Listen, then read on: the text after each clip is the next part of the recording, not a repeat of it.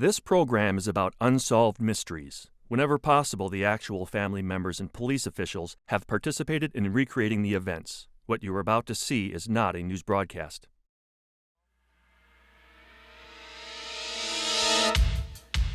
One rainy night in upstate New York, 16-year-old Kari Lynn Nixon ran an errand to a nearby store. Only 200 yards from her front door, she mysteriously vanished. That same summer, Kari Lynn was spotted in South Carolina, but by the time her parents arrived, she was gone. In 1937, a man named Doc Noss explored secret underground caverns in a New Mexico mountain called Victorio Peak. He claimed to have found 79 skeletons and a vast treasure of gold, rare coins, and jewels. Many believe that the treasure still exists and today may be worth nearly $2 billion. In the winter of 1985, Dexter Stefanik embarked on the long trip from his son's farm in Oregon to his home in Wisconsin. At a desolate Montana rest stop, police discovered Dexter's car torched by an arsonist. Dexter had vanished. Tonight's cases feature ordinary people thrust into a vortex of mystery, heartbreak, and intrigue. Each one is searching for that vital clue to end a story that so far has no ending. Perhaps you can help. Join me. You may be able to help solve a mystery.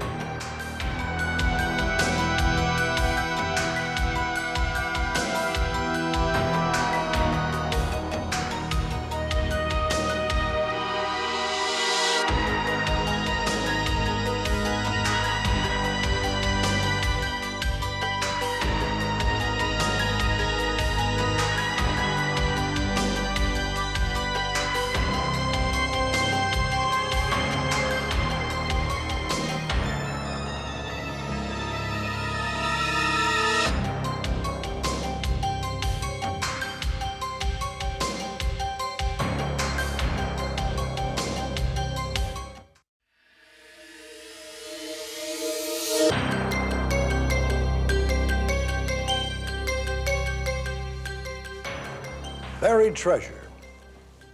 The very words have a mythic ring. And such cases are usually a fascinating mixture of truth and fiction, fantasy and reality. Tonight, the legend of a vast treasure buried in underground caverns beneath a New Mexico mountain. Today, that treasure may be worth nearly $2 billion. People say it was discovered more than 50 years ago by a man named Doc Noss and his wife, Babe, who stood by him even though some thought he was a con man. Babe died in 1979, but part of our story tonight is a previously untelevised interview with her, graciously made available by her family. Is the treasure that Babe and Doc Noss discovered an elaborate scam, or is it real? You be the judge.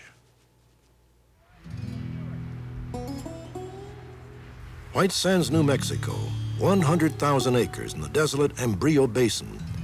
It is an inhospitable environment, home only to rattlesnakes and sagebrush, vultures, and mule deer. In November of 1937, a man named Doc Noss was deer hunting there. He hiked to the top of a hill known as Victorio Peak. The women stayed at camp and the men went out for deer. And so in that first day hunt, Doc was up on a mountain to see if he could find any springs or anything. And he discovered an entrance to something.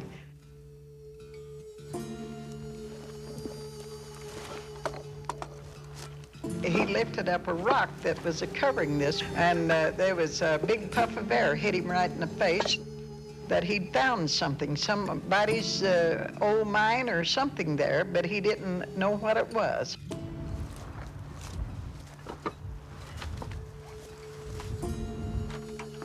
Inside the opening was a crude ladder. When Doc Noss inched his way down, step by step, into the mountain, he uncovered a vast, unexplored labyrinth. He went deeper and deeper. Narrow, winding tunnels led into a vaulted cavern. In one chamber of the cavern, Doc found an old chest. On the lid were the words, "Sealed silver," written in Old English script.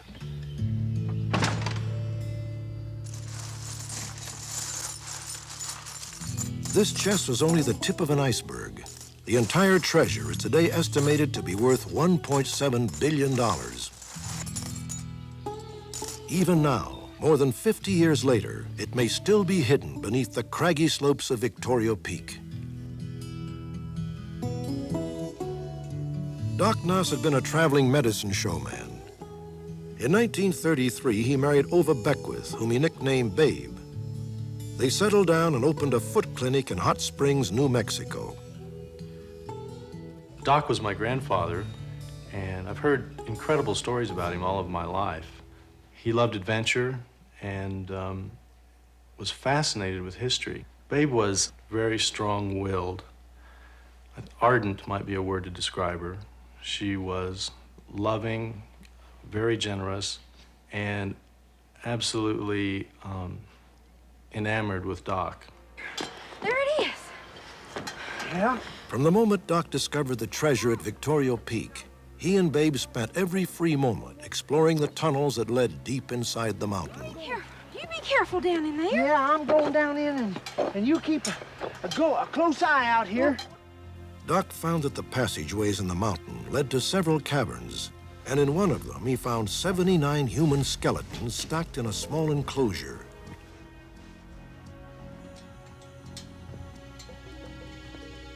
In another cave, Doc found amazing riches, jewels, coins, and priceless artifacts.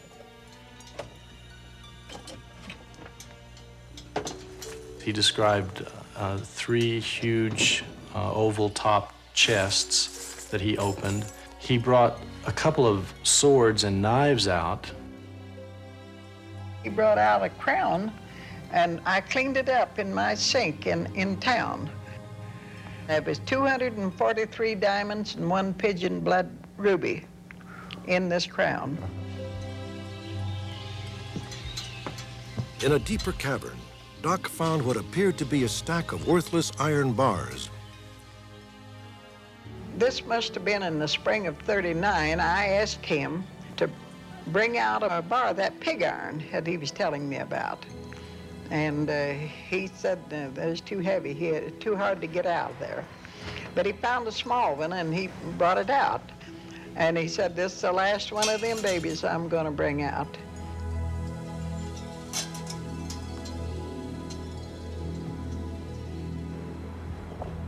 There it is, babe. Watch it, it's heavy. Heavy? Pig iron? Well, Doc, that is heavy. When I rolled it over, I seen it was shiny where it hit the gravel. I said, well, Doc, this is yellow. Look at it. And he looked at that, and the sun was right at the right hour to shine right down on it. He rubbed his head, and he said, well, babe, if that's gold, and all that other is gold like it, we can call John D. Rockefeller a tramp. Doc told Babe that inside the cavern, there were as many as 16,000 bars of gold. How had this enormous treasure come to be deep inside the caverns of Victorio Peak? There are 4 theories. It could have belonged to Juan Oñate, the man who founded New Mexico as a Spanish colony. Reportedly, Oñate had amassed an Aztec treasure of gold, silver, and jewels.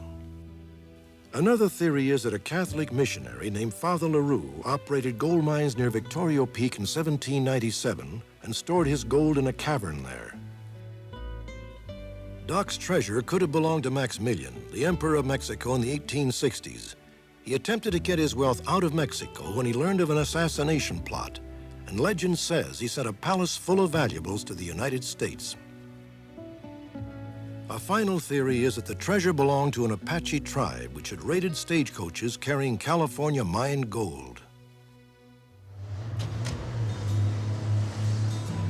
In the spring of 1938, 6 months after Doc Noss had made his discovery, he and Babe went to Santa Fe to establish legal ownership of his find. Good afternoon. Could I help you, sir? Yeah, we need some information on filing a claim. Just what type of claim? Mining. Mining? Oh, okay, now just whereabouts do you need this claim located? They filed a lease with the state of New Mexico for the entire section of land surrounding Victorio Peak. Subsequent to that, they filed mining claims on and around Victorio Peak. We'll have that surveyed for you, or you can have it surveyed, and we'll determine the exact location of your claim. We'll take care of that survey. We'll get somebody up there to survey that. They then filed a treasure trove claim, which has become the historic Noss family claim to the treasure in Victorio Peak.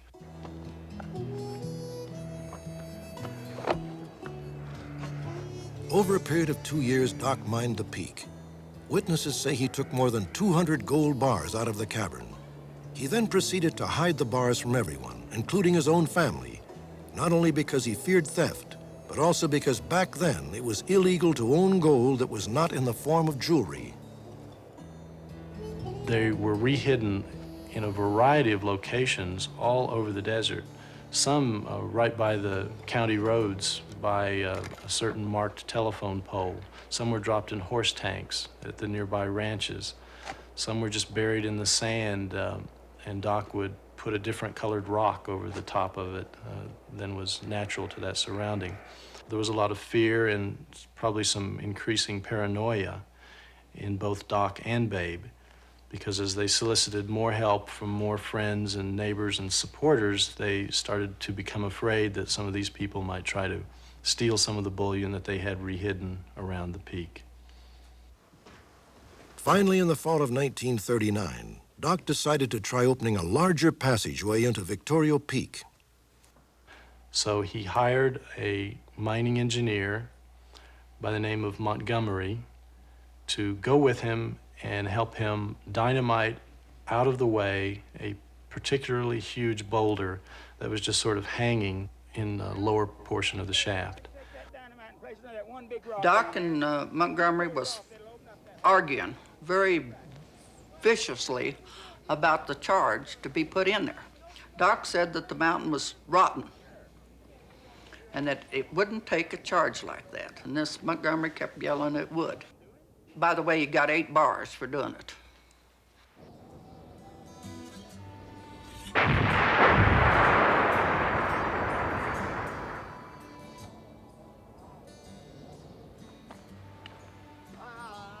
The blast caused a cave-in which collapsed the fragile shaft. Doc had shut himself out of his own mine forever. Now, instead of having thousands of gold bars to draw from, he only had those few dozen or 100 or so that he had brought to the surface, and he became very protective of those bars. For 9 years, Doc Noss attempted illegally to sell his gold bars on the black market. In 1948, he met a man named Charlie Ryan and struck a deal to sell him 51 of the bars. I could go for that. It'd take me a couple days to get my cash together, but how about a week from today? Let's do it. At the last minute, Doc feared that Charlie Ryan would double-cross him. He asked an acquaintance, Tony Jolly, to help him rebury the gold in a new hiding place. We got in the pickup and we went out across the desert, quite a long ways. We started digging and we dug 20 bars of gold out of the ground right there.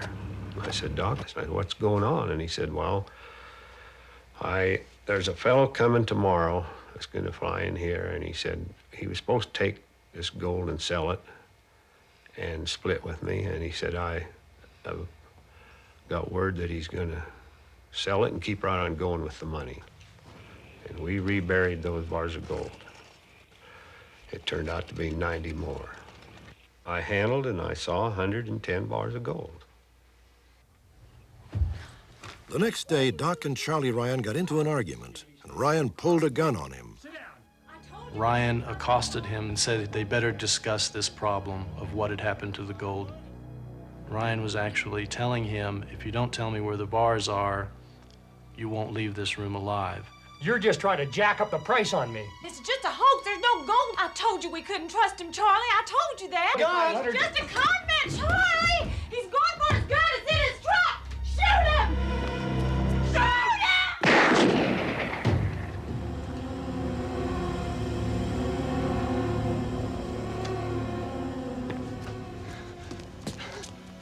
died instantly and was photographed by police where he lay. The date was March the 5th, 1949.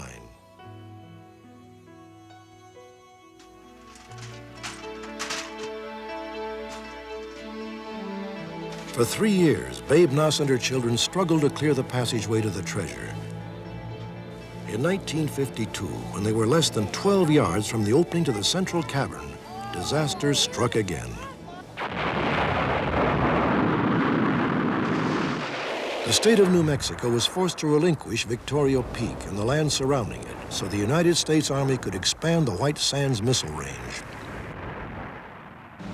Babe and her family were forced off their claim by the Army. What are y'all doing on our claim? Miss Noss, this is a missile range. It's unsafe for you to be up here. She was eventually escorted off the site by military police and federal marshals, But I sure as don't like it. protesting all the time that she did not want to abandon her claim. She wanted to continue her excavation work. I do it myself. I don't need. She was assured that she would be able to return to the site as soon as it was convenient and not an interference to national security. You think you boys can just finish swimming around? You just wait and see. I'll be back. This whole state's gonna know about this. My grandmother continued to petition the Department of the Army at White Sands Missile Range level and Pentagon level, asking for permission to go back and conduct a proper excavation to reopen the treasure cavern. She was repeatedly, continually, and consistently denied access to the peak.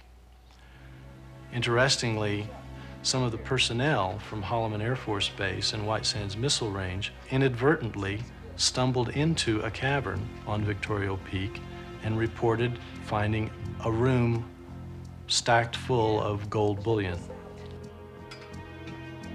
The area that Victorio Peak is located in was 100% off limits to everybody in those days. Using hunting as a excuse, we wandered into the area quite regular. After spending a lot of time, a lot of weekends in this area, we found the entrance lower on the mountain that we suspected was there. We started digging. We spent August and September in this hole. And a large blockage was a very large boulder that we had to tunnel under that led into the first room that we discovered. In the middle of this room was 2 stacks of material, and they were bars of something. And as we scratched it, we knew right away that it was actually gold. We marked and identified one of the bricks inside with my initials on it, and we stood it on end on the large piles. We then discovered another small room that was off to the side of the room we were in. It was a bit smaller in size. In the middle of this room was a pile in a pyramid shape. Well, the reason that we didn't bring anything out of the mountain on our first visit to the cavern was simply because we were military. We were in the middle of a top secret missile range that was forbidden to everybody to be in. The last thing in the world we wanted to do was to jeopardize our position and our find by removing something prematurely. Eventually, the airmen informed their superiors about the gold they had found at Victorio Peak.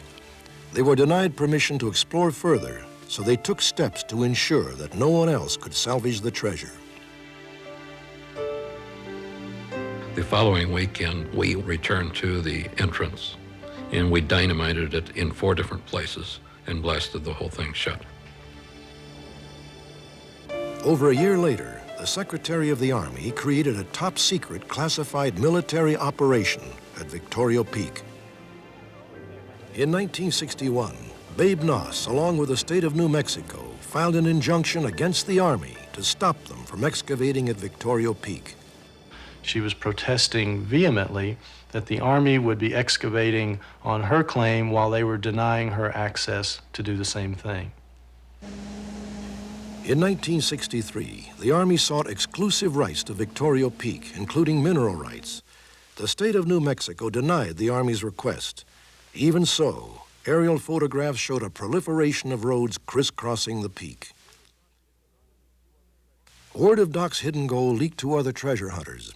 An anonymous group hired Boston attorney F. Lee Bailey.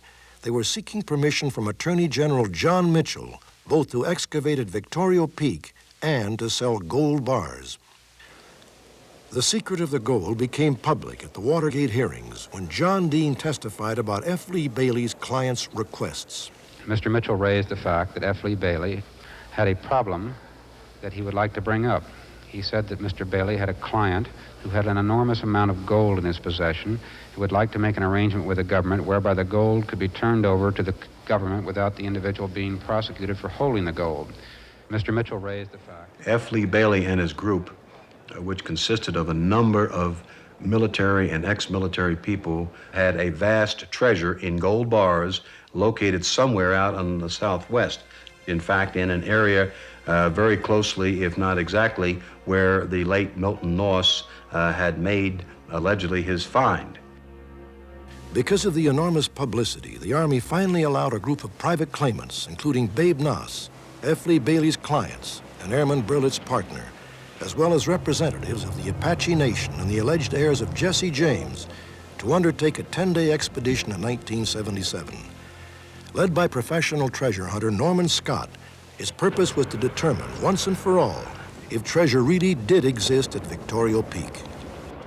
It's sort of the Department of Army policy that there's been a lot of searching up here and we've found nothing yet, or they've found nothing yet, so I don't really expect any particular gold treasure to be found, but I might be quoted incorrectly too if they find something.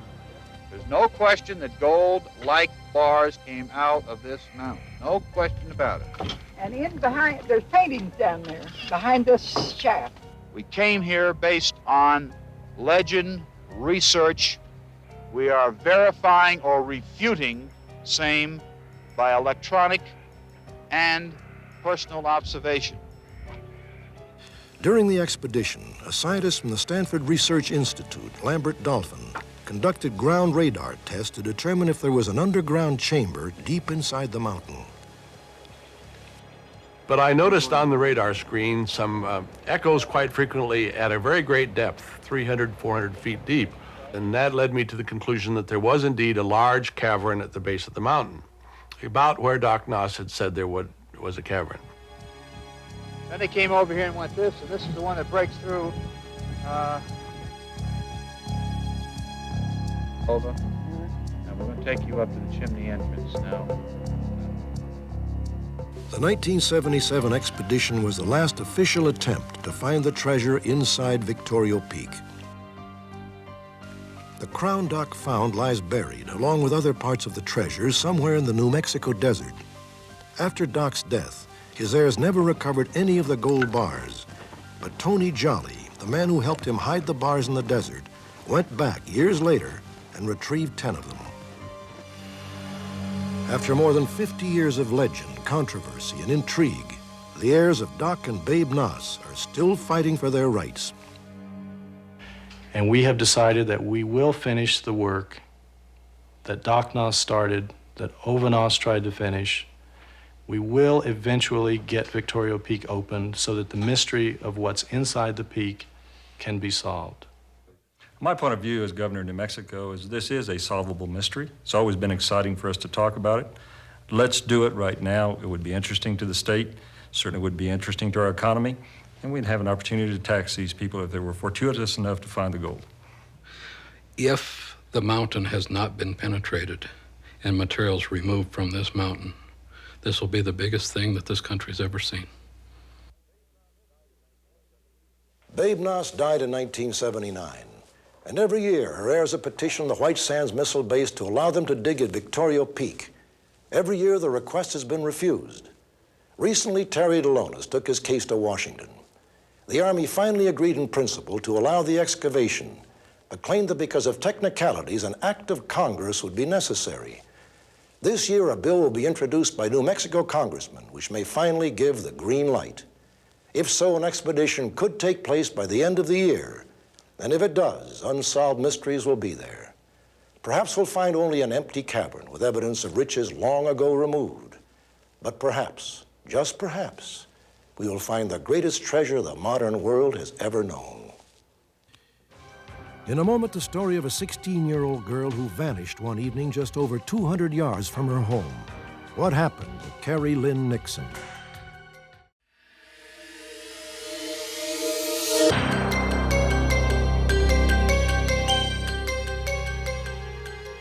Osable Forks, population 3,000. Located in the shadows of New York's Adirondack Mountains, Osable Forks is a friendly, family-oriented community. Violent crimes are extremely rare. Indeed, anything out of the ordinary is likely to attract attention. But in 1987, Osable Forks was stunned by the mysterious disappearance of a 16-year-old girl named Kari Lynn Nixon.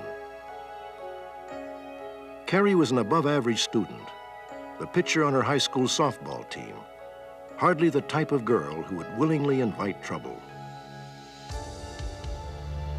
On the evening of June 22, 1987, at approximately 9:30 p.m., Kari left her home to run an errand for her father. She headed for a neighborhood market a few blocks away.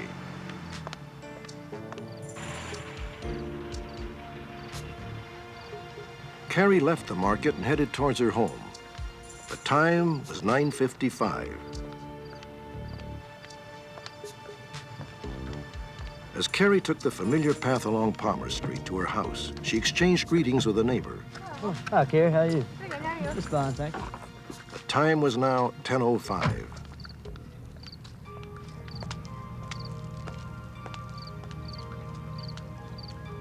At 10:10, a group of boys walked by, but saw only an empty street. Somehow in the 5 minutes between 10:05 and 10:10, and just 700 feet from her home, Kari Lynn Nixon had disappeared. She was innocently walking down the street in a neighborhood that she was born and brought up with, that I was born and brought up on, and something happened.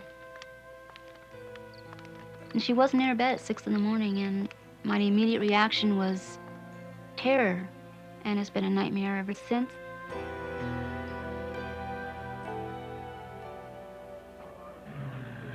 We began a large air and ground search of about a 50-mile radius area of around Osable Forks, New York. We had many volunteers from the local fire departments and the Air Force Base came over. The results of all these searches and all the leads and everything we've done in the last year and a half, nothing has been found, not one thing. She's walked off the face of the earth, as far as we're concerned. Kari wrote some letters to a friend, and in these letters, she indicated she would like to live in Hawaii, move to Florida, possibly California, and in fact, leave the town of Osable Forks when she turned 18. She expressed this fact 2 or 3 times. My theory on this case is Kari Lynn Nixon was abducted. She was dressed in sweats. Her father gave her $20 for groceries. She went to Thomas's store for her father, paid $3 for the groceries, left Thomas's store with the bag of groceries. If she was a runaway, she would have done none of those things. She would have been dressed better. She would have taken money with her that she had in her bedroom after we searched her bedroom. She is a victim of a kidnapping.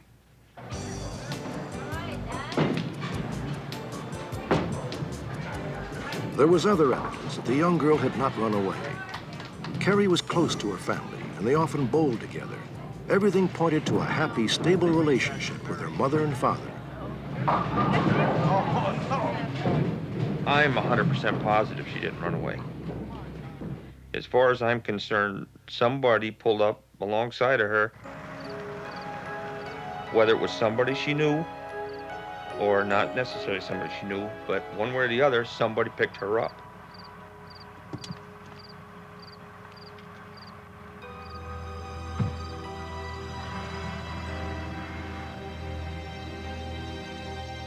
Was Kari abducted, or did she run away? By the winter of 1987, the investigation had reached a dead end. But in November, New York State Police received this letter from an anonymous writer in Flint, Michigan. The letter reads, looked for Kari Lynn Nixon in the Utahville, South Carolina area. Despite the tenuous nature of this lead, Kari's family traveled to Utahville. They blanketed the small town with flyers. The family was as surprised as the police when a local resident remembered having spoken with a 16-year-old who had shyly given her name. It was Kari Lynn Nixon.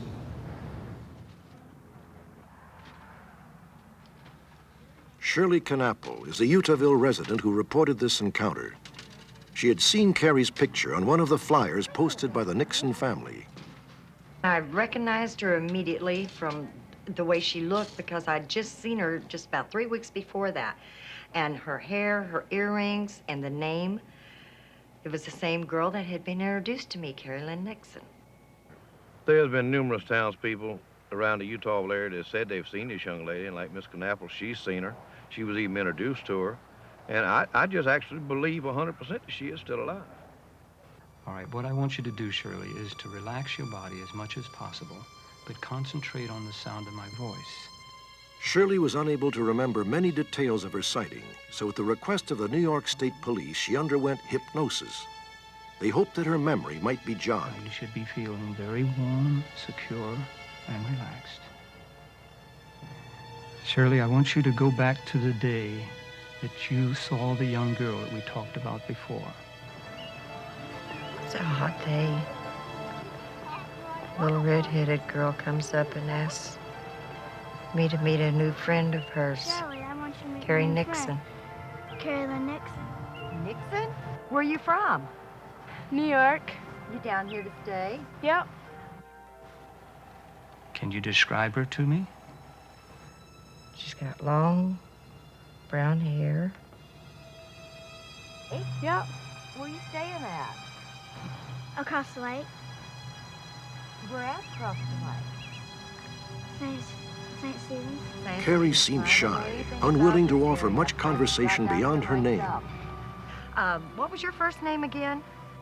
And I said, well, Kari Lynn Nixon, that is a pretty name. And I walked away from the group.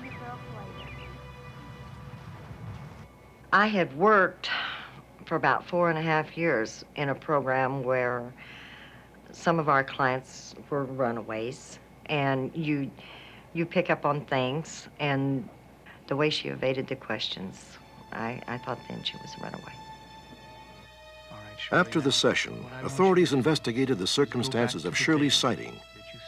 They found the girl who was allegedly with Kari, but were disappointed to discover that she suffered from a memory lapse and couldn't recall the incident. After failing to find any other confirmed sightings of Kari, the investigation once again reached a dead end. Over 1.5 years has passed since Kari Lynn Nixon vanished. Police have investigated 70 sightings, conducted over 1,500 interviews, and examined over 200 unidentified bodies, and they still have no idea where Kari Lynn might be today. I love Kari very much. We just want her back. We just need to know that she's all right. If she has decided that something else is better for her, she will have our total support. I just need to know that she's not hurt. I am 100% convinced that I have met you, Kari. And if I had any message at all to give to you, it would be just call home, call your mom and dad, let them know you're alive. You don't have to go home. Just call and let them know you're alive. Today, Kari Lynn Nixon would be almost 18 years old. At the time of her disappearance 2 years ago, she was 5 feet 3 inches tall and weighed 105 pounds. Her eyes are blue and her hair is brown. She was known to wear 2 earrings on her left ear and 4 on her right. As the years in the investigation dragged on, Kari's parents began to give up hope of ever finding their daughter. But all that changed in March of this year when they saw a videotape of a concert given by the popular singing group New Kids on the Block. On June 5th, 1989, the group filmed their Hangin' Tough live concert in Los Angeles, California.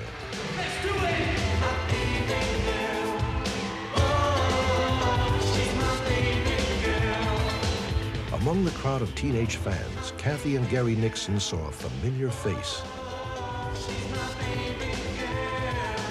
We couldn't believe how much that this girl looked like our daughter. So we just kept rewinding it and going over and over and over, and we just couldn't believe it because we never really had any hope that she was alive. And then there's this girl that looks so much like her. I'm not 100% convinced, but it looks like our Kari. Upon viewing the tape, I picked the girl out immediately the first time it ran through. It was obvious to me that this girl did look like Kari Nixon and appeared to be her. This detail-enhanced photograph was made from the videotape and compared with a picture of Kari taken shortly before she disappeared. There's obviously many similarities. The hair length, the hair color, the shape of the face, the chin, the mouth, and it displayed a multiple of earrings in the right ear, in which Kari Nixon has 4 earrings in her right ear and 2 in her left. So the photo-enhanced finished product further convinced the Nixons that this could be their daughter. Members of the New Kids on the Block did not recognize the girl in the crowd, but after hearing Kari's story, wanted to make a personal appeal. Well, I'd just like to say to Kari that if you're out there, the best thing to do would just be to call somebody and, you know, even if you go to your local police and just tell them your situation, that maybe they can help you out. Or if any of you viewers out there who have seen her at a New Kid show or just seen her on the street, if you could contact someone, you know, to let them know where she is, or if she's all right, or anything, that would be a big help. We need to find this girl, find out who she is, whether it's Kari or not, just so that if it's not, we can go on to something else to try and find her. I love you, Kari, and I need to talk to you.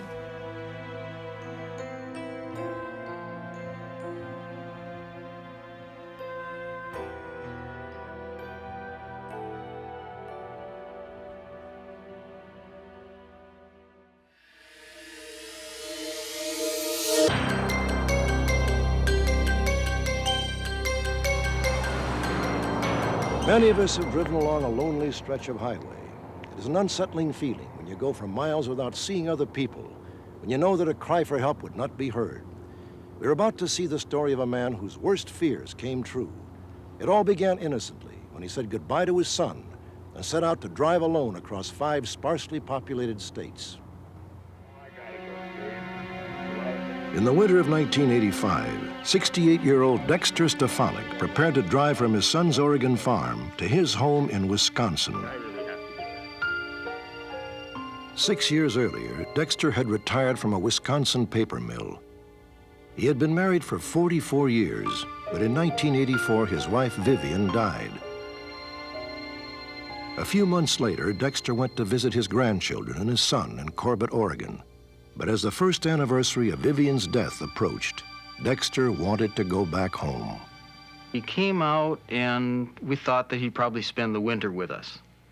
And then it got to be a difficult time of year for him, and I tried to convince him to not leave then. Now with your mother gone, you know I'm going to be out here to see you as often as possible.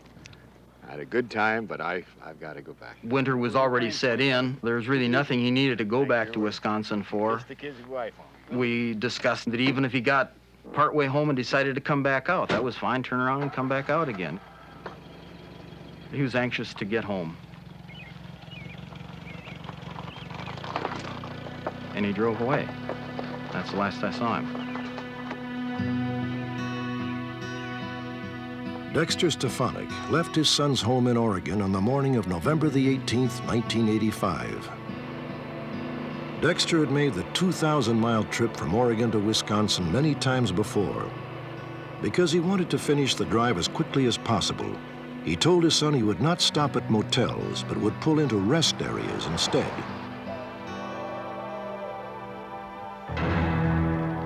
November the 19th, 1985. On a bleak stretch of Montana highway, at the Bad Route rest area, a burning car was found. When I arrived at the rest area and pulled in behind the vehicle, the inside was completely engulfed in flames. I went over and talked to the State Highway Department. They informed me they didn't see any person inside the vehicle. A computer check of the license plates revealed that the car belonged to Dexter Stefanik of Rhinelander, Wisconsin. It was only 26 hours after Dexter had left his son's home in Oregon. Better go over there, I'll go check around the side. The sheriff's department immediately searched the area, worried that Dexter might have begun walking for help and been overcome by the bitter cold. They found nothing. Yeah, we're getting some good indications in here. Sheriff Jim George had an arson expert examine the car. He found that the fire had been set deliberately, using gasoline. Sheriff George also noticed that the driver's seat was pushed all the way back. Dexter Stefanik, being a short man, would have had to have the seat all the way up to the front to drive it. So it had to be a larger man driving that vehicle, 6 foot or larger. Law enforcement officials were stymied. Who was the 6-foot-tall man who had driven Dexter Stefanik's car? Could this person have set fire to the car? Finally, where was Dexter? Had he been killed or had he simply disappeared into the harsh Montana winter? Sheriff George attempted to establish the chronology of events from the morning that Dexter's car had been burned. His car had been discovered just after 10 a.m.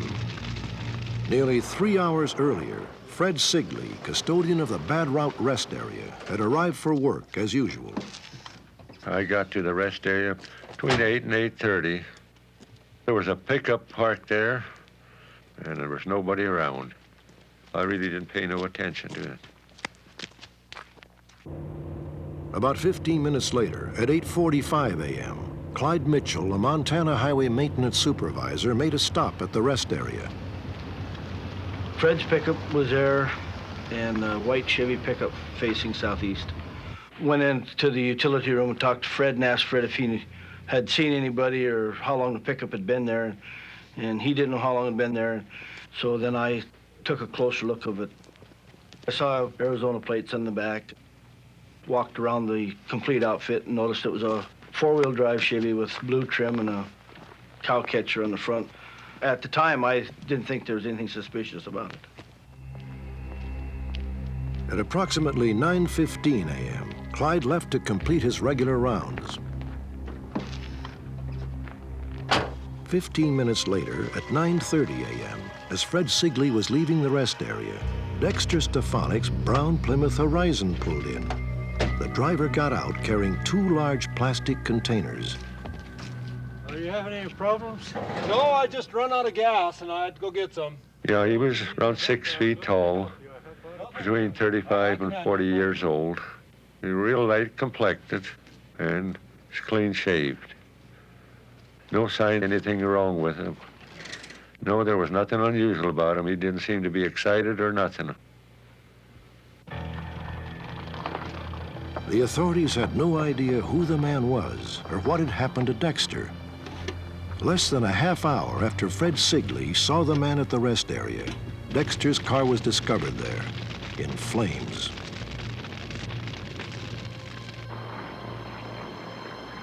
Nearly 4 months later, a local couple, Bill and Cindy Shaw, went to a remote landfill 17 miles from the Bad Route Rest Area. My husband and I came out to dump some garbage, and there was a wallet laying on the ground, and it still had the driver's license in it. It was current.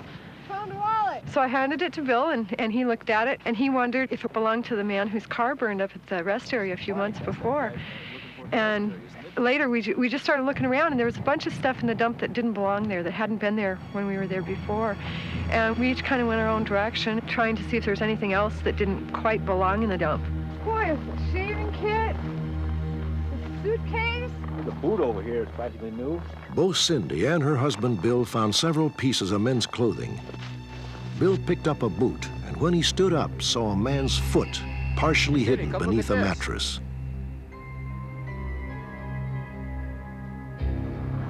Bill and Cindy called the authorities. The coroner positively identified the body as Dexter Stefanik and said that he had been shot twice in the head. There were marks on his hands. There was damage done to his neck and throat area. And he had a bruised or damaged area on the frontal part of his skull that was probably caused by a beating or some type of injury of that sort. Sheriff's investigators discovered that there was money in Dexter's suitcase, so robbery seemed an unlikely motive. Also, the clothing which had been conspicuously placed around the landfill belonged to Dexter and appeared to have been placed there just days before it was found. The things that we found that day were just not things that had been here before, and it really bothered me that the week before, everything was normal, and 7 days later, all of this stuff appeared. Strangely, Dexter Stefanik's body seemed to have been in the landfill for several months.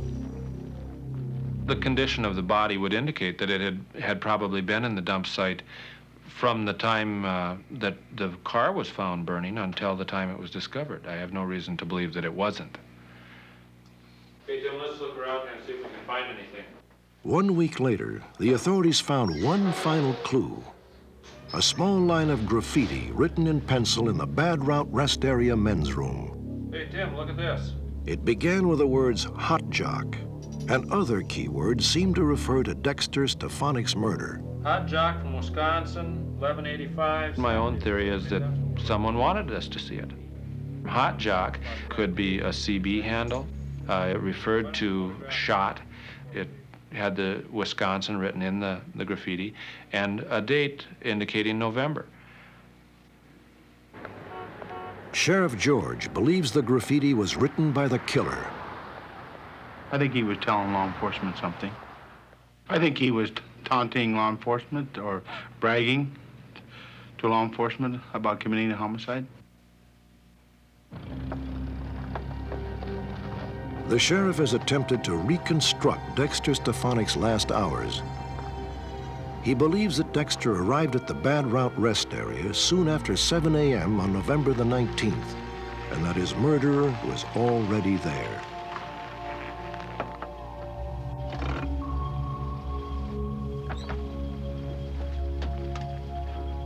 Dexter was hard of hearing. It is a sheriff's theory that the killer tried to get his attention and failed. Sir, could you help me? I've run out of gas. Could you take me to town and get some gas? What's your problem? Get out of the car! Get out of the car!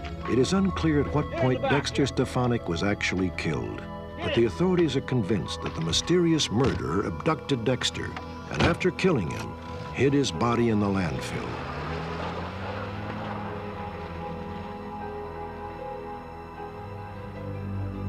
Sheriff George believes that the murderer returned to the rest area, doused Dexter's car with gasoline, and set it on fire, both to destroy evidence and to distract officials so he would have time to escape.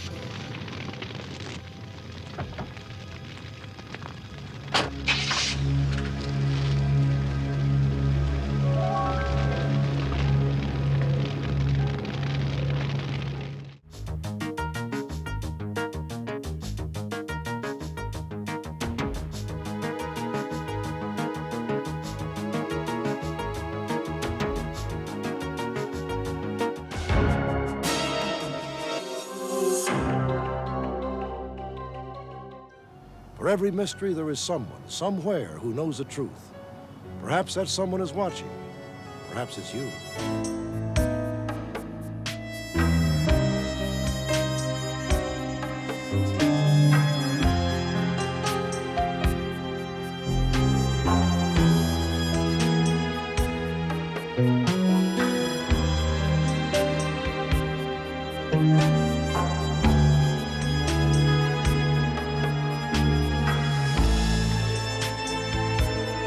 Thank you.